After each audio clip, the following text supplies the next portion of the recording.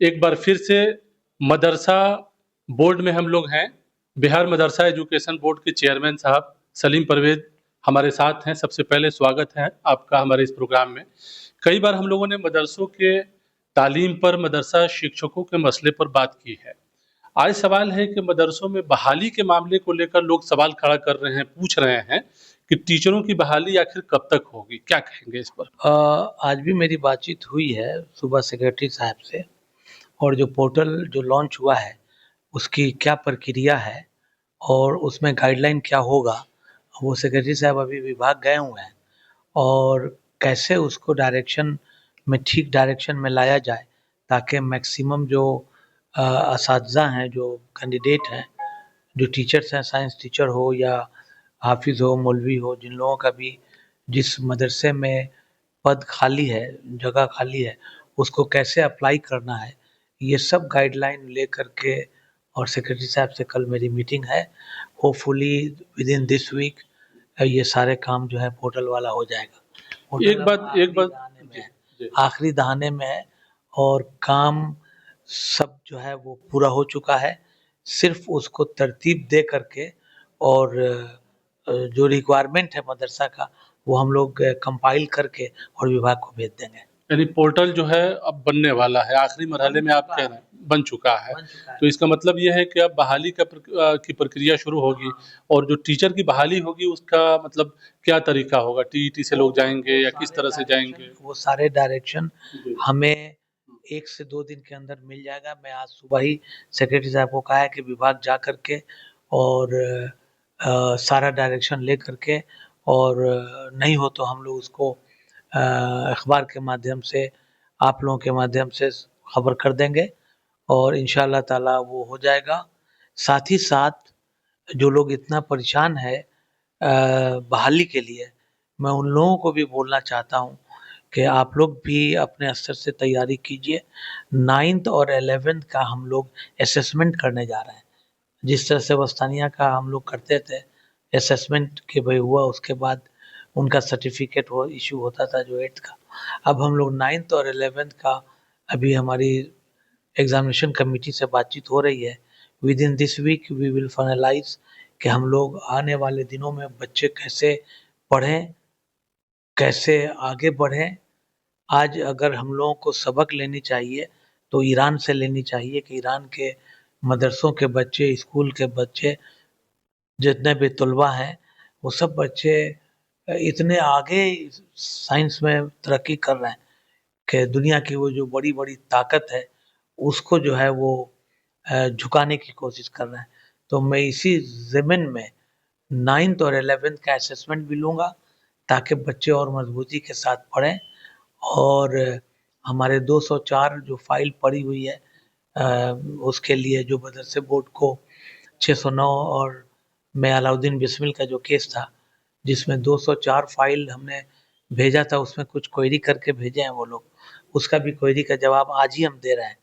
और 268 फाइल भी हम तैयार कर चुके हैं जो कल या परसों में चला जाएगा। तो लोग ये सवाल कर रहे हैं 1637 वाले में कि 204 और 271 की जो फाइल थी उसका सही स्टेटस क्या है? यानी वो मदरसा बोर्ड में है या सचिवालय आप लोगों ने भेज दिया है? स्टेटस की अगर बात किया जाए तो क्या? 204 की फाइल जो है मैंने बहुत पहले दिन रात लग करके सारे स्टाफ से मिल करके, और जो फाइल 10-11 साल से पेंडिंग था उसमें से 204 फाइल क्लीन पाया गया, नीट एंड क्लीन। उसको हम लोगों ने भेज दिया है बोर्ड में, विभाग में। और बहुत जल्द ही जो है वो उस पर कुछ क्वेरी किया था विभाग ने, उसका जवाब भी हम लोग आज दे दिए हैं। तो मैं समझता हूँ कि जल्दी 204 फाइल में जितना फाइल विभाग से हो जाए, वित्त विभाग से, फाइनेंशियल डिपार्टमेंट से अलॉटमेंट हो जाए, तो जैसे भी होगा वो मैं खबर कर दूंगा। और 271 जो बाकी है? फाइल था जिसमें कुछ फाइल में त्रुटि पाया गया एट द फाइनल स्टेज, जिसमें प्रोसिक्यूटरी समिति और रिकॉग्निशन कमेटी फिर मेरे पास आया, उसमें 268 फाइल ठीक पाया गया। और in the mean time secretary साहब ने उसमें एक फाइल को और रोक दिया जो मदरसा ज़मीन पर नहीं है। तो इस बात की तो मैं आगाही सबको कर रहा हूँ कि ज़मीन पे जो मदरसा है वही रहेगा, कागज़ पे मदरसा नहीं चलेगा।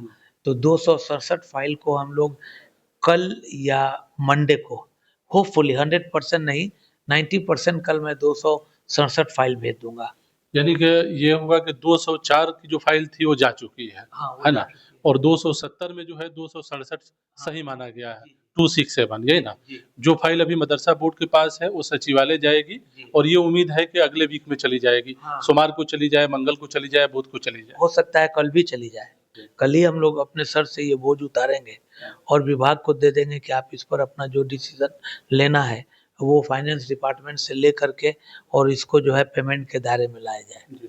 अच्छा एक सवाल सर हाफ़िज़ भी उठाते रहे हैं, पुराने जो हाफ़िज़ के पोस्ट पे जो लोग काम कर रहे हैं कि उनका इंक्रीमेंट नहीं हो रहा है। इस सिलसिले में भी आपने कुछ कहा था कि हम लोग जो है गौर कर रहे हैं, तो क्या कहेंगे? अ, वो सारे पेंडिंग इश्यूज वहाँ पे विभाग में पड़ा हुआ है। बी राजेंद्र जी जो हमारे एसीएस हैं, उनसे मैंने कई बार रिक्वेस्ट किया है कि हमारे इंक्रीमेंट को आप कम से कम निकाल दीजिए और ख़ास करके जो साइंस टीचर है, जो 6,000 से 12,000 ट्रेंड और अनट्रेंड का है। हम लोग चाहते हैं कि उन लोगों की सैलरी लीस्ट मिनिमम डबल हो जाए। चूँकि एक लेबर क्लास के आदमी भी आजकल 400-500 रुपया लेते हैं। तो और पढ़ाई जो है बहुत इम्पोर्टेंट है इल्म। अगर आपके पास साइंस टीचर नहीं रहेंगे तो ज़िंदगी के किसी शोबा में आप कामयाब नहीं होइएगा। तो उस साइंस टीचर के बारे में भी हम मंत्री जी से मिले हैं।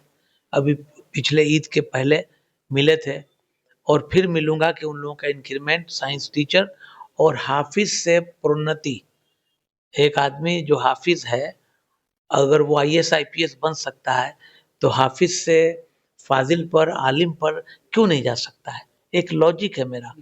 तो जिसके लिए मैं विभाग से फ़ाइट कर रहा हूँ कि हाफ़िज़ के पद से ऊपर के पद पे भी इनको प्रोन्नति, प्रमोशन दिया जाए। जिसके लिए चिट्ठी हमारी गई है विभाग में वहाँ पे पेंडिंग पड़ी हुई है। तो अब तो सारा सब कुछ एग्ज़ाम वग़ैरह हो गया। अब हम लोग इसी सब काम में लगेंगे और एके बाद दिगरे सारे काम को मैं विभाग से कोशिश करके कुछ न कुछ हासिल करने की कोशिश करूँगा।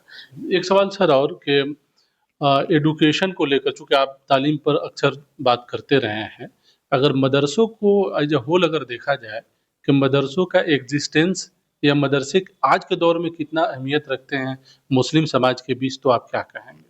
देखिए, अभी हमने देखा है कि कोई मदरसे का बच्चा है जो आईएएस में कंप्लीट कर गया।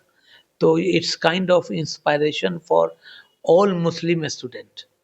एक ये ज़रिया बनता है और इसी के लिए हम बिहार सरकार को मुबारकबाद देंगे, ख़ास करके अपने नेता आदरणीय मुख्यमंत्री श्री नीतीश कुमार जी को कि अभी वो पूरे मदरसे में जितना इल्हाक़शुदा मदरसा है, उसमें मैग्नेटिक बोर्ड हम लोग लगवा रहे हैं और साथ-साथ 70-75 मदरसे में वोकेशनल ट्रेनिंग की पढ़ाई दी जाएगी और जिसको मौलाना मजरुल हक यूनिवर्सिटी कंडक्ट कर रहा है।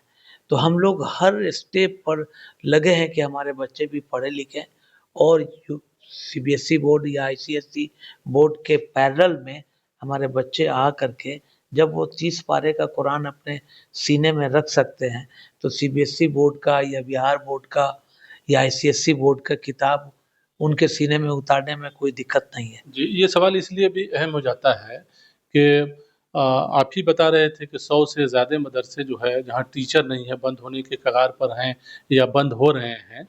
तो जब तक टीचर मुनासिब तरीके से बहाल नहीं होंगे या जब तक जो है उसमें एजुकेशनली और ज़्यादा डेवलपमेंट न किया जाए, तो ये निशाना कहीं न कहीं पूरा नहीं हो पाएगा। आप क्या बात आप सही बोल रहे हैं, हमारे यहाँ टीचर्स की कमी है और तत्काल में ये व्यवस्था हम लोगों ने डिस्टेंस कोर्स के लिए किया है कि किसी भी बच्चे की मुस्तकबिल अंधेरे में ना जाए।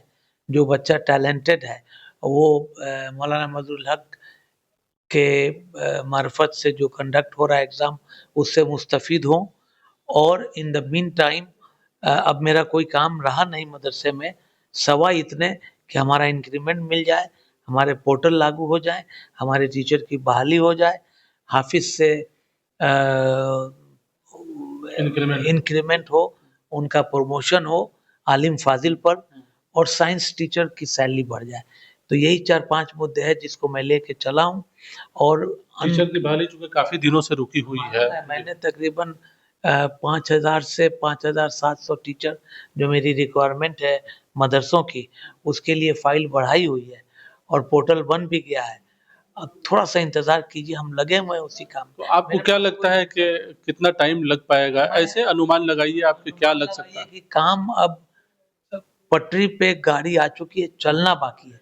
अब उसको कितना तेजी से विभाग चला रहा है, ये देखना जरूरी है। हम अब मैंने आपको अभी कहा कि मेरा कोई काम अब बचा नहीं सवाई ये 5 काम के। ये 5 काम मैं जितना जल्दी हो कर लूँगा। यानी और आपके आपकी तरफ से विभाग को रिक्वेस्ट किया जा रहा है। विभाग के ऊपर डिपेंड करता है कि जी से बातचीत की जाएगी। एसीएस हमारे बहुत डायनामिक है डॉक्टर बी राजेंद्र साहब, उनसे भी मेरी बातचीत हो रही है। 204 का फाइल बढ़ चुका है। जितना वो लोग स्क्रूटनी करके और पेमेंट के दायरे में ला दें, I am very much thankful. I am and shall very much thankful to my department कि एटलीस्ट उन लोगों ने इतना काम किया।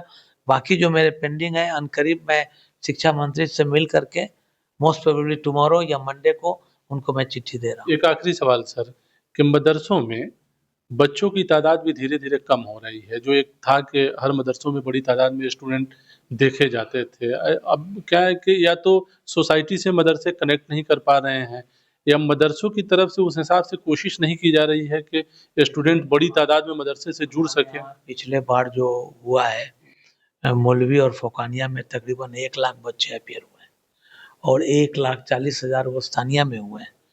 तो ये कहना गलत साबित होगा कि बच्चे अपीयर नहीं हो रहे हैं।